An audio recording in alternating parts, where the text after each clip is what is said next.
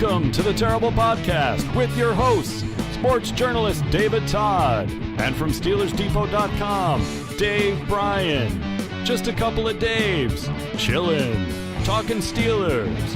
Now, here's Dave and Dave.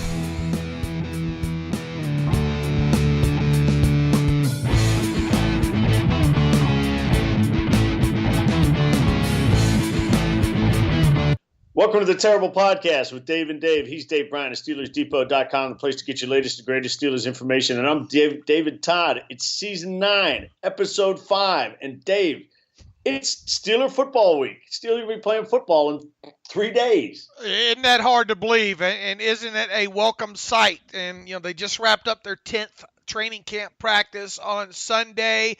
They will be off today. Only their second day off, David, of training camp so far. They'll resume on Tuesday of practice. I think it's a walkthrough on Wednesday, and then their first preseason game on Thursday. Boy, cannot wait to devour that one. Yeah, and before we get into everything, just wanted to thank everybody. I know we talked on our 3 shows last week about kind of monetization. We've got a ton of emails. I still owe some people responses to those emails. I've tried to get to all of them. So thank you for the responses. Spreaker, those of you who emailed to say you switched over, thanks so much. Between Dave and I, we probably saw 150 of those on Twitter. So that's just fantastic. And we are seeing some monetization that way. I hope the ads aren't too intrusive. They seem to be working pretty well. So it's a nice start for us. And again, we're amazed by the response and thank you for all of that. So much appreciated. All right, Dave, where do you want to kick it off? Let's kick it off with continuing a topic we've talked about the last kind of the few shows there that we asked Melanie Friedlander, Dr. Mel, to get on, and she did with her opinion, and she, some of these articles of hers really go into great depth of what the injury is and the recovery time and comparisons to other players' recovery times. She has really come to the conclusion really along the lines of what my view was the other day, and that's the fact that she believes that Eli Rogers will start the 2018 regular season on the reserve PUP list. And if indeed that is the case, then he will miss at least the first 6 weeks of the season. But I think based on, when he had the surgery, what he's able to do and not do right now, that makes the most sense. And it basically gives the Steelers,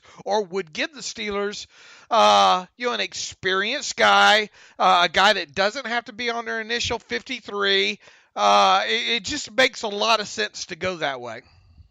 Yeah, it's, look, by what he's able to do. And it really was, Melanie, obviously that was a fantastic work. It's an extensive article, gets into kind of whatever level of detail you want and links to videos if you actually want to watch some surgeries take place and how things work. So, if you're a budding med student, it's a good 101 on the knee and then how things go with your knee if you have an injury. So Eli Rogers, right. So everybody remembers the injury occurred against the Jacksonville Jaguars in the playoff game. So I don't remember the specific date, but January. So you can, Jan 1, let's just say roughly, you can just do the math from there. We're at August 1st. So, would be a very quick recovery, almost a historic recovery to full football activity. The good thing is, as it's pointed out, we've discussed, Eli Rogers has been doing work on the side field. He's been running. I don't think anybody's seen him run routes yet, but he's been running sprints to work on his fitness. The Steelers felt enough, that there was enough potential that he would contribute this year, that they signed into the contract. So, we have talked a lot this summer, and it's, it was a big concern of mine, before they signed Eli Rogers, about lack of experience and depth at wide receiver. Look, you've got the greatest receiver in the game in Antonio Brown. But behind that, you've got a young guy in Juju Smith-Schuster. And look, he had a great rookie season, but he's still a second-year guy. You have a rookie in James Washington. You have an older guy in DHB. And you have a guy in Justin Hunter who really couldn't get on the field for the Steelers last year and was, mostly a healthy scratch. And then you've got the list of guys behind that. So there is a role for Eli Rogers to fit. But, you can imagine, Dave, we talked about the playoff game a couple of years ago for the Steelers, like who the receiving core was. Antonio Brown was out for one of those playoff games a few years back. Can you imagine if Antonio Brown got hurt, what the Steelers receiving core looks like? It does not look good. So again, fingers crossed. We've been talking over the past 2 weeks about, where do the Steelers lack depth? And there are a couple positions where they really lack depth, and receiver is one of them. And if, God forbid, Antonio Brown get hurt, the Steelers would be in serious trouble. Well, I mean, you could really say go across the league and do that as well too, right? Sure, take a star player away from anybody, they're gonna be significantly worse off. All right, now I didn't know we were going to go this route, but I'm going to go down the hole anyway. The Steelers without Antonio Brown, okay, and let's give them Eli Rogers.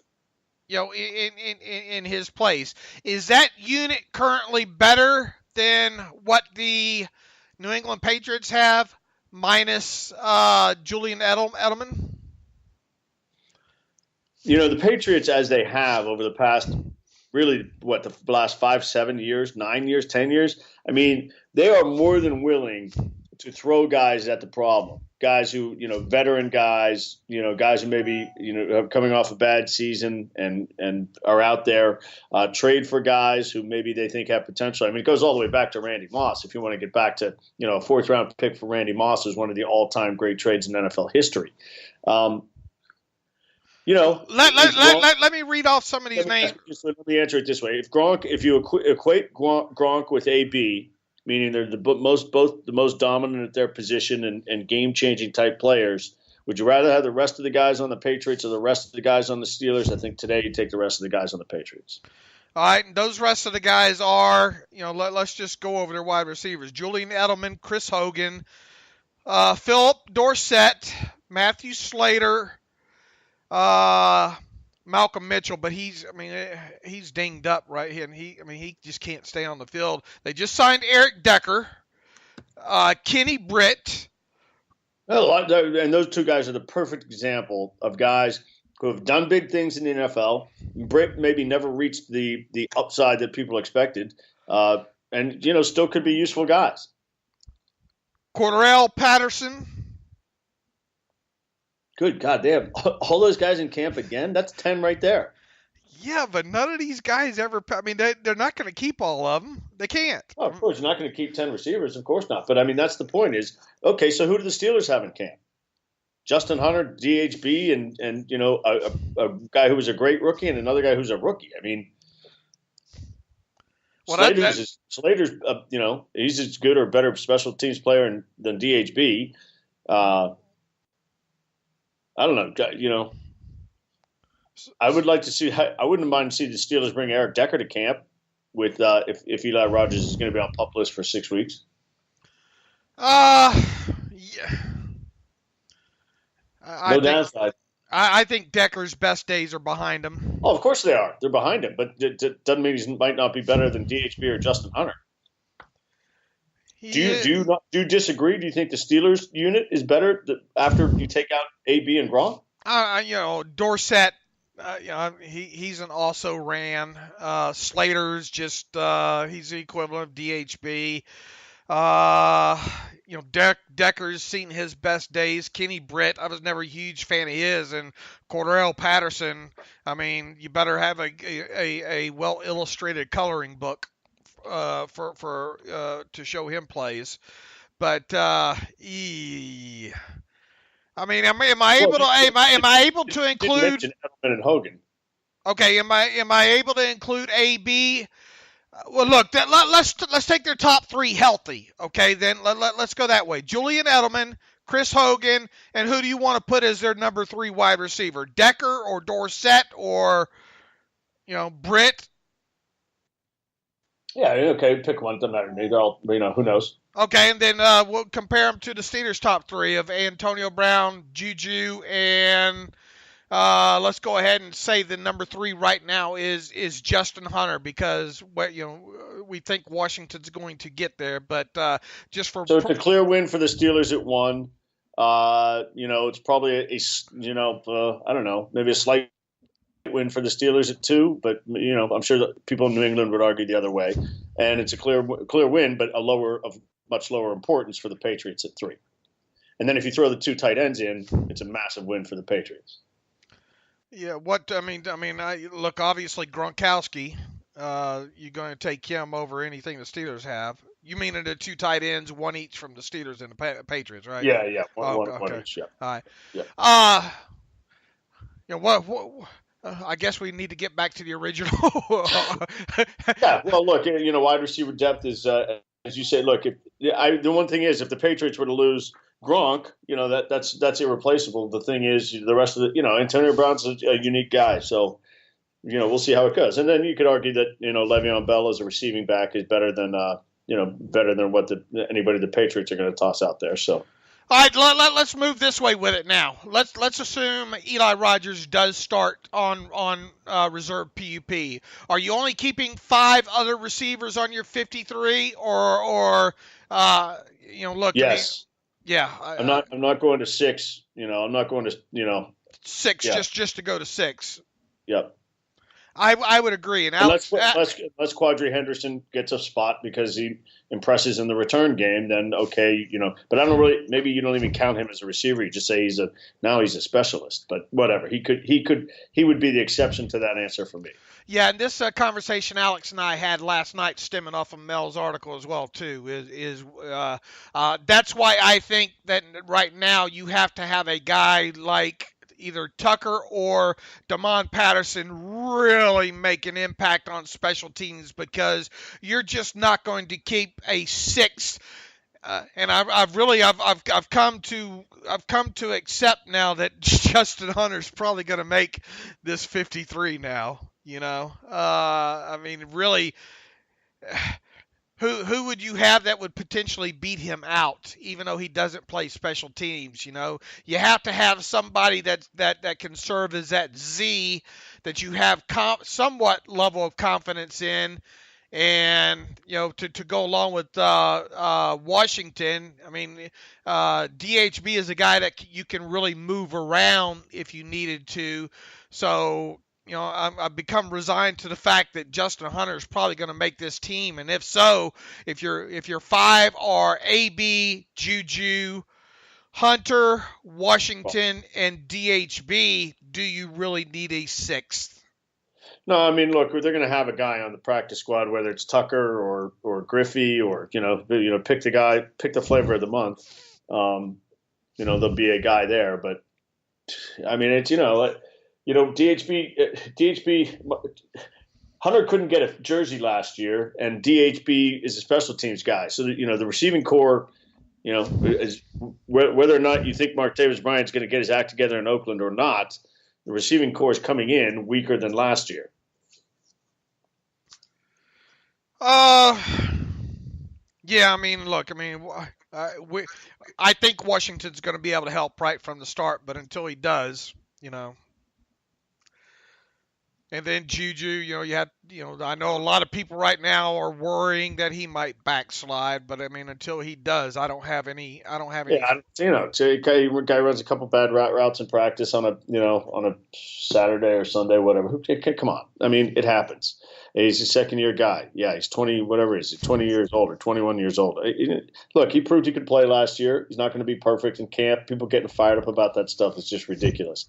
And I see people taking shots at him because of his social media posts. Yeah, maybe not. I'm the most lit receiver in the NFL. That's not a dumb thing to be tweeting. That is a dumb thing to be tweeting out.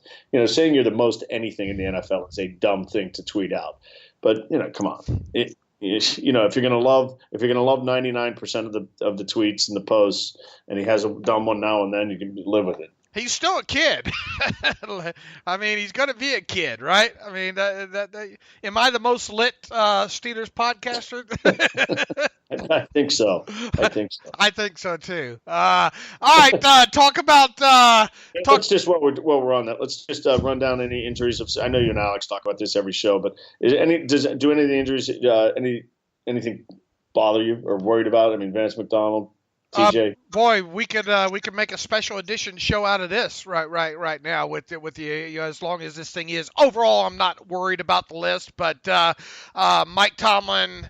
Let's see, where was it here? He hopes to get quite a few of these guys back come Tuesday, but there were a lot of guys sidelined on Sunday just the same. Missing practice were Juju Smith-Schuster, knee; wide receiver Antonio Brown, quad; outside linebacker TJ Watt, hamstring; outside linebacker Bud Dupree, concussion; wide receiver Marcus Tucker, ankle; tight end Vance McDonald, foot; Brian Allen, undisclosed; cornerback Joe Hayden, undisclosed; outside linebacker Keon Adams, undisclosed; Ramon Foster, knee; and Marcus Gilbert and David DeCastro were given the day off.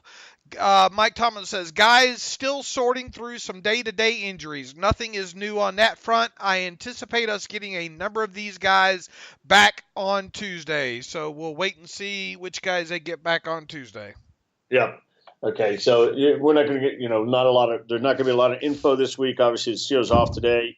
Open practice tomorrow, closed practice Wednesday, game Thursday. So, and then, off Friday or whatever. So it's not going to be a big week in terms of news, but it's a big week in terms of they actually play a game. So that'll keep us entertained.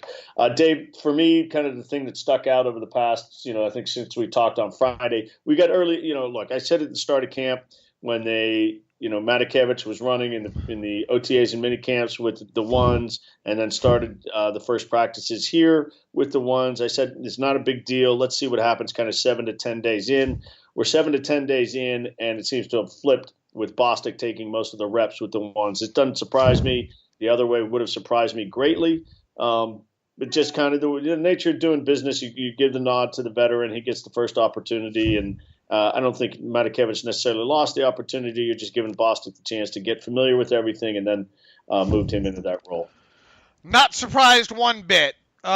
This goes back to the whole Ferry or Fiala thing, and look, Alex and I were discussing the amount of snaps. Bostic, despite all of his injuries and everything, he's played over 2,000 defensive snaps already in the NFL, and Martavis has yet to even hit 100. Yeah, I saw that in your note. Yep. Yet, not that doesn't, prevent, a younger, inexperienced player of overtaking and a more experienced one. But, we just in the less than 100 snaps that we've seen on Martavis so far, there's been no reason to think that he can be that guy just yet. I accept the fact that they are giving him the nod, him being the most experienced guy on the team.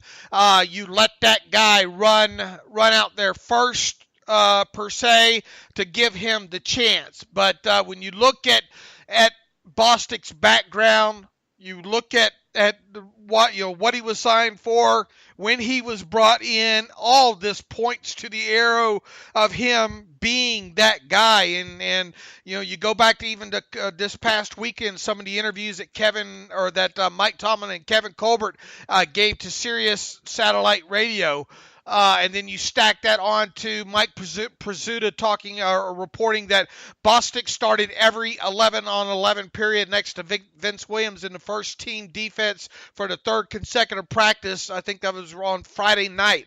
You add all this stuff together, and Mike Tomlin saying Bostic is a natural defensive signal caller. You just see that in him. He's a good, clean communicator, and particularly for a guy that's new to us schematically. I can only imagine that that's going to improve, and it's been really good thus far. We knew that about him. We knew about him in terms of his professional portfolio.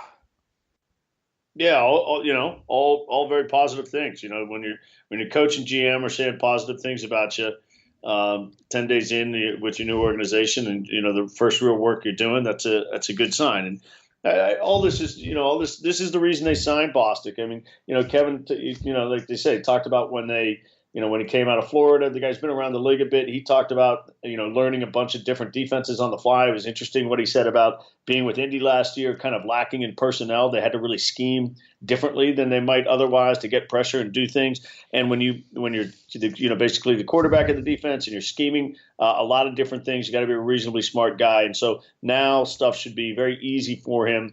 Take what the Steelers are doing and acclimate pretty quickly. So all of those are the reasons they signed him. So it's good to hear that early in camp that's playing out that way. Just hope he stays healthy now. I mean, if he can do that. I mean, this is a guy that obviously we don't have a lot of on the field audio to go by, but I mean, just on his all 22 from last year alone, you can see how active he is communicating to the defense.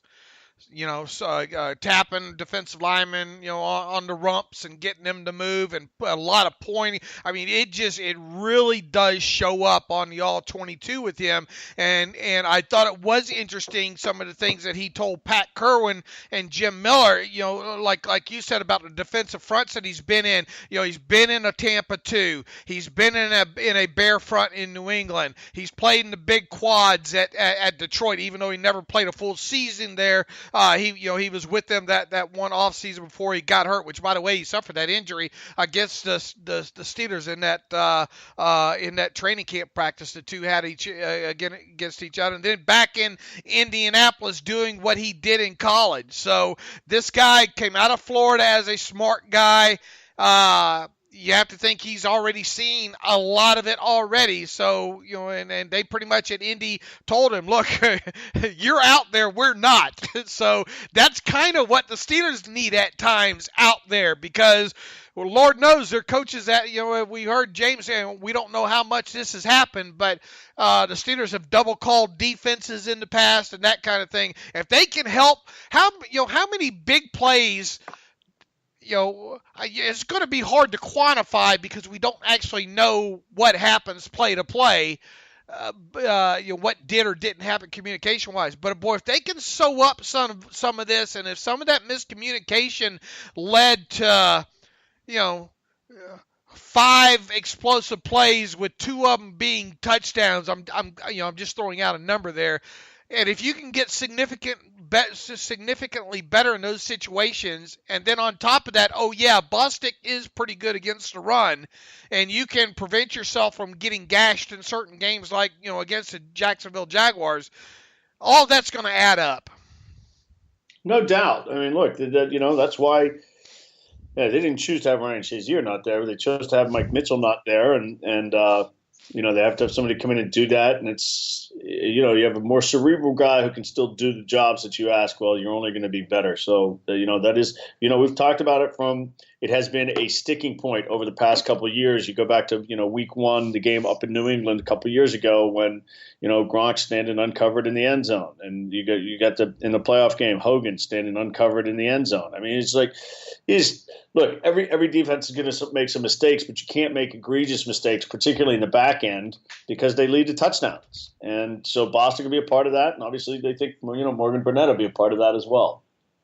And Dave, why don't we talk a little bit what you wrote about the Steelers, the dollar package or the 4-7 package that they've been looking about. I don't know how much you've hit on that, but I think we've talked a little bit about in the draft and in the free agent signings, the Steelers loading up on safeties. And how are you going to put all these guys together? And you've got a bunch of defensive backs. Are they all going to get on the field? We've mentioned many times, this isn't going to be a defense of 11 guys. It could be a defense of 15 or 16 guys seeing playing time, the way things work out. And we're starting to see, I don't know how much we'll see of this in the preseason games against the Eagles, et cetera, but we're starting to see and hear about kind of how they're going to scheme and who might be on the field in certain situations. Yeah, and it's probably not going to be surprising to see, some dollars from 7 defensive backs. I think, and as Alex pointed out, we still want to get a good look of what the actual dime is going to look like with, say,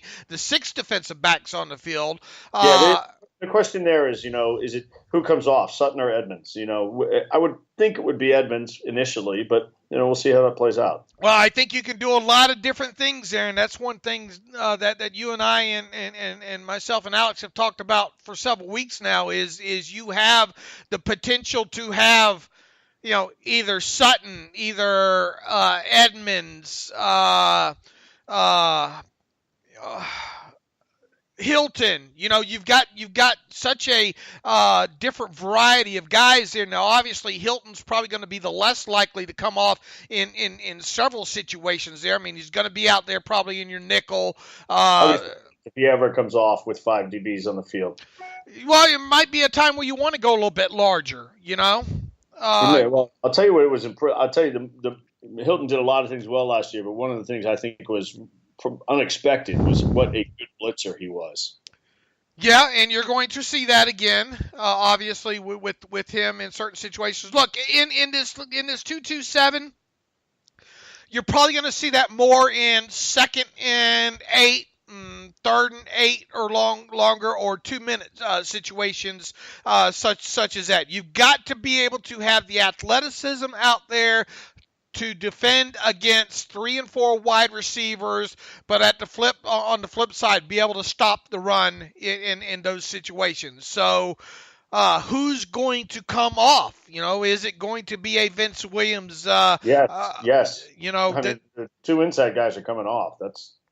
And we were begging for that last year. I mean, come on, I think this is great. I think the guys coming off, obviously, it looks like would be Hargrave and 2 inside guys coming off. So that would at least initially appear to be what you want. And we'll see what Bud's situation is. I'm guessing Bud's not playing on Thursday now, with the getting a concussion on unless he goes into concussion protocol and they determine he didn't have a concussion, then maybe he could play on Thursday. But if he had a concussion, he's not playing on Thursday. So we won't see that. But have the 2 guys on the edge and your 2 studs on moving inside. Well, here's the thing: you're going to have you're going to have some shuffling of the green dot when that happens, right? I mean, so who's going to wear your green dot if you're taking both Bostic and Williams? Well, I assume if Burnett's down in the box.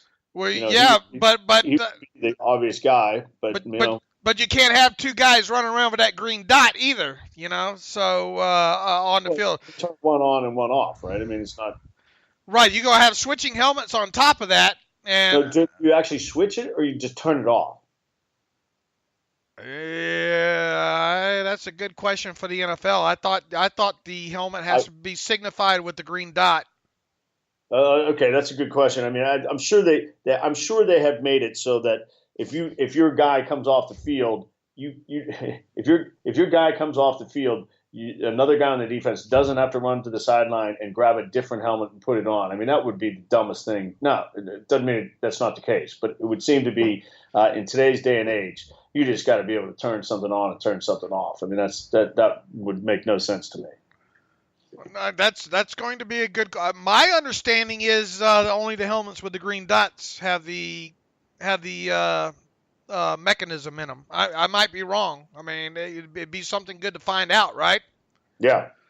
Because you could get in a situation where, I mean, if you're pulling, if Bostic's your guy, I mean that's worth exploring, right? I mean, I don't know the correct answer to that, but I've always been under the assumption that the headset is in the helmet with the green dot. Well, it definitely is. The question is it in more than one? And it's, well, we'll figure it out. I mean, we'll figure it out. In other words, right, is a player going to have to change, does he have do they have backup helmets or whatnot, Yeah, I mean, yeah. So we'll just find out the answer rather than speculate anymore on it. Okay, should we take a break here and then talk about some receivers? Yeah, let's spin a little 30-second ad. All right, we're back at it.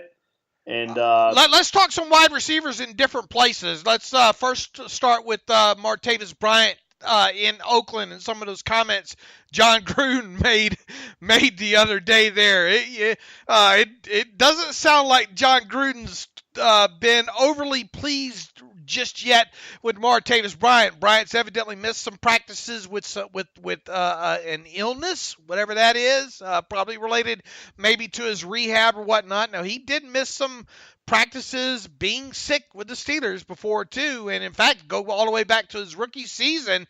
I think that happened along with a minor knee issue and all, and that kind of led to him not getting on the field the first half of the season. And in so many words, Jon Gruden says he's got to get out here more and learn this offense and contribute a little bit more. And it just, to me, it goes back to, I still can't believe Kevin Colbert was able to get a third-round draft pick for him.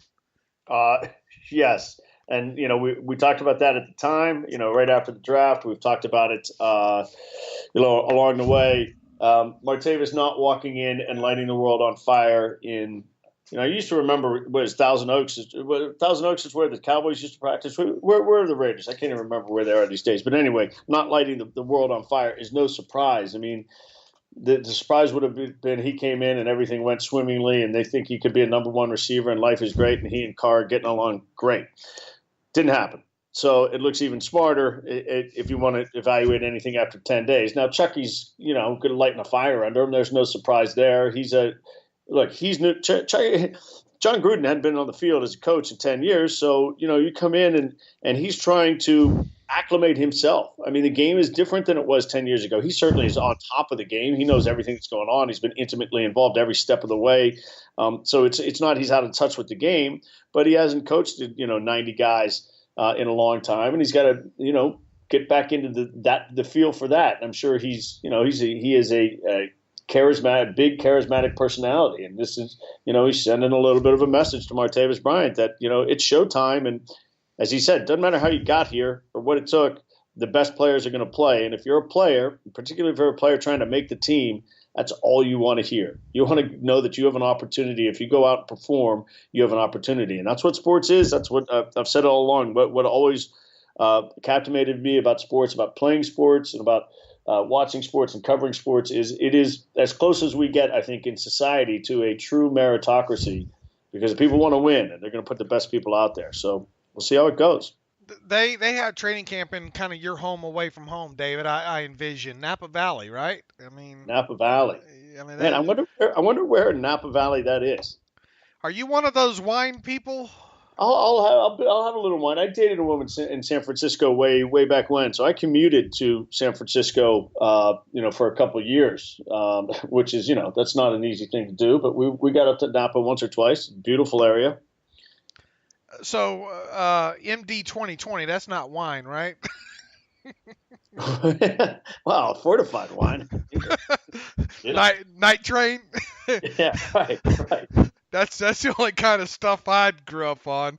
That's as close as I got to any vineyards.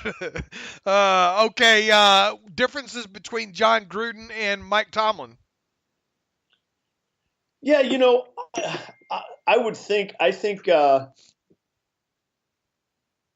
I think they're both player coaches for sure. And I know people look at that term as a negative term, but when you hear people talk about coaches, they mean it in the most positive of ways. Who was it, Dave, who was just saying this the other day about Mike Tomlin and meant it, incredibly positively? I'm just drawing a blank. And Gruden is that kind of guy. But both whether you think they're taskmasters or not, I'm sure most people don't think they are, and don't think Mike Tomlin is. If you've ever seen him run a practice, or the only time most people get to see either of these guys operate would be on the sidelines during games, and they see some things they don't like and they get annoyed by it. And I understand the reaction, but the Steelers win a lot of games. The reason is Mike Tomlin and his staff are very good. And we'll see how Jon Gruden does on his second time around. But yeah, I don't think they're dissimilar, to be honest with you, Dave. All right, you probably think they're more similar than I do. If you have Belichick as a 10 on rigidness and Mike Tomlin as a 3 on rigidness, where does Gruden rank on the scale? Yeah, so I would have Mike Tomlin way further to the right, like a 7. I mean, he doesn't give a damn about the end zone celebrations generally and some of the things that some people think he should give a damn about. But in terms of rigidness of, getting stuff right and holding guys accountable. I think he's good at it, and I think I would probably put Gruden in the same page. I mean, I don't think there's any coach who's below 5, or you wouldn't be an NFL coach. So maybe the scale is just different. But by then I do think you're right. Belichick is 10, and they're probably nobody's to the right of him. Is Martavis Bryant going to be an Oakland Raider next season? This season. You got to have him on the roster on the opening day. I mean, just have no, not I know this season, but next season. Oh no. As a free agent, they'll no, I wouldn't think so. It's a hell of a price to pay a third rounder for one season. A rental. I mean that can you imagine if the Steelers did something like that? What the fan base? I mean, that would be. Oh, you win a Super Bowl, flags fly forever. I mean, that's it's the old. We just went through the baseball trade deadline. That's always the argument. What are you going to give up for a chance right now? But it's not like it's not like the Raiders are. They didn't make the trade saying this guy's going to put us over the top. So I agree with you. It's still curious when you look back at that. Okay, another guy in a different place now. The Browns, boy, you pulled a poster of Sasha down off your wall yet? I know John Dorsey has. Sachi. Yeah. Look, I mean, we knew all of that. It's just a stunning lack of success, and he wasn't responsible for most of it. Going back to 2012, there's not a guy through the 2016 draft, not a first-round pick, and they had 2 of them in a bunch of the years. There's not a guy. I think there's 7 picks or something like that. There's not one of them on the Browns roster, and 4 of them aren't in the NFL. You have the Justin Gilberts and the Trent Richardsons, and you can go through the list of these guys. It's all over Twitter. It has been a stunning lack of success, and that's why the Browns win 1 or 2 games a year. If you're not hitting on your top guys consistent, people talk about you draft a franchise quarterback and it doesn't work, it sets you back 10 years. That's the dumbest line going, because if it doesn't work, it means you're picking at the top of the draft again, and you get to try again and again. And the Browns have gotten to try again and again, and they failed at not just the quarterback position, but everywhere else too. So that's why they are where they are. Do you like them? Do you like them dealing away Coleman to the to the Bills? Again, for the Bills, it's a lottery ticket. So, I mean, it does actually tell you that maybe they think Josh Gordon's going to be back. I mean, look, if you look at the skill, I'm telling you, if you look at the skilled position talent of the Cleveland Browns, the quarterback is a question mark. Whatever you think of Tyrod Taylor, if the less rigid system that he's going to be in Cleveland will allow him to be a better player, and then how quickly does Baker Mayfield come along? But if so that's clearly a question mark, and it's the most important position. But you get past that, and you look at the talent they have. It is the real deal. Now, some of the guys are young and unproven, but the pedigree of who they have looks awfully good. I mean, we can just go through it. I mean, you've got Jarvis Landry and you've got Josh Gordon. So those, you're making an assumption with Gordon. So it's kind of your slot guy and a big name outside guy, and then you'll see who the next guy is. Of course, you have Njoku, who was a first round pick last year at tight end, along with Fells, and then running back. They got it's kind of this is a talented running back room. If you like Carlos Hyde, now Nick Chubb, I think a lot of people are pretty high on. Duke Johnson, he's as much of a receiver as he is a running back. So that's a pretty good group there. So, I kind of like the skill position set for the Browns. Their offensive line already has got some question marks on it. They had to move Joel Bitonio from guard to left tackle. That's going. Yeah. Now, was that the plan? I mean, obviously they knew Thomas was out and they're retired, so we know his situation. What was the original plan coming into? What was the original plan on April 1st? They had one of those tackles. One of them had issues, and 2 of them I think have had issues already. They signed Chris Hubbard to play right tackle. Yep. I'm drawing a blank on the other name, on the other couple of tackles that they originally had over there, but neither one of them went as planned there. So that has caused Bitonio from. It means they put their second round pick right in there at guard. So he.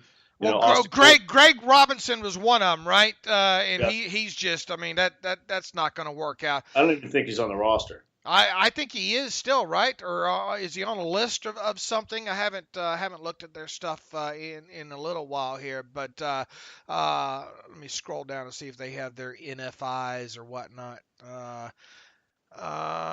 Greg Robinson, where is he? Well, regardless, the plan originally. Yeah, he is on the roster. They list him as the backup right tackle.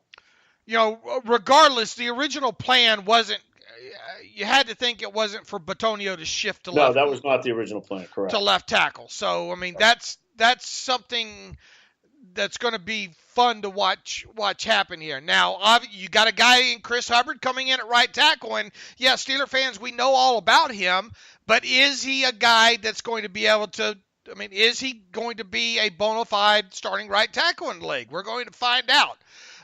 You have Corbett now. I don't think that was the original. Well, it obviously wasn't the original plan for him to have to play to be your starting left guard. So for those who don't know, he's a second-round pick out of Nevada. So there you go. I mean, and Spencer Drango. He's just an also run guard, if you ask me. So they've got some questions on that offensive line for sure. Now, the talent. Now, if you go to wide receiver, do you think them dealing Coleman away is a slam dunk now that they're going to sign Dez Bryant? No, I don't think it's a slam dunk. I mean, look, they signed, I don't know if people know who Jeff Janis is. They signed Jeff Janis, who was, with the Packers. He caught some of those Hail Mary passes from Aaron Rodgers. He's a pretty good receiver. And if Josh Gordon's healthy and having, Gordon and Landry Jones and Jeff Janis, I mean, that's a nice group. And then, they've thrown a lot of bodies at the receiver position the past couple of years, and they really haven't come up with a lot. So, we'll see what happens with some of the other guys, Rashard Higgins, and some of the, they drafted a couple of receivers in the mid rounds this year. We'll see how those guys play out. But again, it's a big but if Josh Gordon is able to come back and perform at a high level, well, if you have Jordan and Jarvis Landry and Janis and, Duke Johnson out of the backfield and Njoku and Fells, sure, you got enough guys for the quarterback. You got enough good, talented players there to put points on the board. And Kevin Zeitler's the one that's banged up over there too. He's serious or just missing time? I don't know how serious it is, but I know he's going to miss. He's missing some time now, and that's obviously a huge blow for them as well. I don't know if he's going to miss. Yeah, if he's missing time, doesn't mean anything. But if he's hurt, that's a problem. Now, defensively, I think they're a better team on the defensive side of the ball. That's what's going to allow them to hang in a lot of games. I'm still not. Look, I mean, I know what Todd is. It's so hard for a guy to come in like that, and I don't know how much they're going to change versus what Hugh did, but you have to think Todd Haley's coming in with his own verbiage, with some of the things that he likes to do. Now, Todd Haley will tell you, I cater my offense to personnel, what personnel does best, yada yada. But there's still going to be some aspects of change there. With with a guy like Tyrod Taylor and some of these question marks, I'm just not as convinced about this offense as maybe you are. I think that the strength relies in this defense here, and the defense being able to keep them in a lot of games. And are they going to win more than one game this year? Yeah, they are. But how many are they going to win? 6. You think that many, huh? I'm not 100%. I'm not. Look, let me put it this way. Are they going to finish last in the AFC North? Well, that's what I was just going to say. It wouldn't shock me if they finished second in the AFC Central. Now, I don't think it's likely. AFC Central. What year are we in? Yeah. God. Whew. It wouldn't shock me if they finished second. How the Houston Oilers going to do? Love your blue. They're going to kick the door down is what they're going to do, they think. I think they have a chance at not finishing last. And if that's the case, who would you bet on being last? The Bengals. The Ravens or the Bengals? The Bengals. Yeah. Because let me tell you, John Harbaugh, who either one of those two, the Bengals or the Ravens, if they finish last in a division, that's fired. Yeah, that's where I'm getting at. Yeah, I think these could all be 6 to 8 win teams, all three of them. I'll put it to you this way. I will not be surprised if none of the three win more than 8 games. Yeah, exactly. Okay. Let's wrap up a little. With some Hall of Fame stuff here, real quick. You look at some of the. I don't know if you watch the speeches and all, and that's kind of irrelevant. I don't want to get into that and all right now. But you look at the career that Bobby Beathard had, and all in the front office guy. What popped in my head this morning that I wanted to get a hot take from you on is. Is Kevin Colbert Hall of Fame worthy yet? He's on the cusp. I mean, certainly, I think one more Super Bowl would do it. I would say because Beathard. Now he was a scout with the Dolphins, and before that it was who else was there? That he won, technically got. Just with the Skins, right? That's who he won the Super Bowls with. But I mean, I'm trying to remember. Oh, he was a scout with the Chiefs in the early '60s, and then became player personnel development with the Dolphins. He's credited with 5 or 6 Super Bowl titles or whatever it was. But technically, as a general manager, as a front office guy, it was just he went with 3 Super Bowls with the Redskins to the Super Bowl, and they won 2 of them. And isn't that exactly where Kevin Colbert is right now, right? 3 Super Bowls, 2 wins. So, if Kevin Colbert doesn't win another one, but the Steelers, let's say the next 2 years the Steelers go deep into the playoffs, 2 more AFC Championship games, but don't make it to the Super Bowl, and Kevin's career is over. Is he Hall of Fame worthy? Yeah, he'll be in the conversation for sure. One more Super Bowl win, and he is. Yeah, absolute slam dunk. Slam dunk, huh? Yep. Yeah, that's what popped up in my head. Now, what way did you want to go with the Hall of Fame talk? I didn't. Obviously the TO stuff was, it's out there. I watched the highlights of the speeches. I didn't sit in front of the TV and watch that whole thing. I watched a little of the game last night, and they interviewed the guys. And I thought I think it was Michelle Tafoya. I think she did a really good job on the interviews. And what was interesting is just, there were a couple stories. And the Beathard story was a good one, talking about how he told Jack Kent Cooke that they needed to hire Joe Gibbs, and Jack Kent Cooke was like, "Who the heck is that? If this doesn't work, you're getting fired." That was a good one. Robert Brazil, who talking about getting the nickname Dr. Doom. It was just a couple good anecdotes in the game last night that entertained me, which I hadn't seen until last night. Okay, Rick Benz on Twitter says, "Dude, I had no idea what app they were talking about. Streaker, Schmeeker, like with." He says, "Spell it for your audience, Dave." Okay, Spreaker. Can you use it in a sentence? And the speaker ran across the field. They tackled him. Right. Smacked him up. Here it is. It's speaker with an R in it. So Spreaker. Spreaker. Spreaker.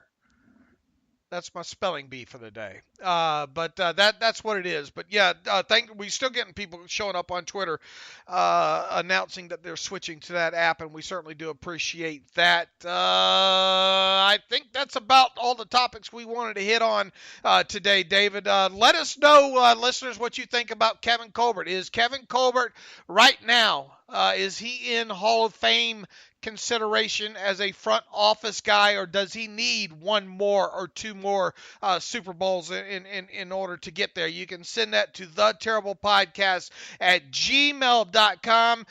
David and I will be back on, let's see, what's today, David? Today is Monday. We'll be back on Wednesday to talk about what Mike Tomlin had to say during his press conference, which probably isn't much other than telling us that Ben Roethlisberger isn't going to play play, and that he's leaving the light on for everybody else to play. We'll discuss that. We'll kind of soft preview the preseason game against the Philadelphia Eagles on Thursday. Alex and I will be back together for the nightly training camp podcast practice recaps Tuesday night, so tune in for that. You can follow me on Twitter at Steelers Depot. You can follow David Todd on Twitter at David M. Todd. You can follow the show at Terrible Podcast. Email the show, theterriblepodcast@gmail.com. If you like what we do and you want to set up kind of a monthly donation, you can go to SteelersDepot.com. Several people are doing this. That idea seems to be going over really well. Go to SteelersDepot.com, hit that donate button. I said that there's a place to put a note in there. I lied. There's not. So if you set up one of those and you want to inform us of that, send us an email, theterriblepodcast@gmail.com. Several of you have already done that, and David and I certainly do appreciate that. So, David, until Wednesday. Yeah, here. Thank you for those all those monthly donations. Much appreciated. As always, thanks for listening to the Terrible Podcast with Dave and Dave.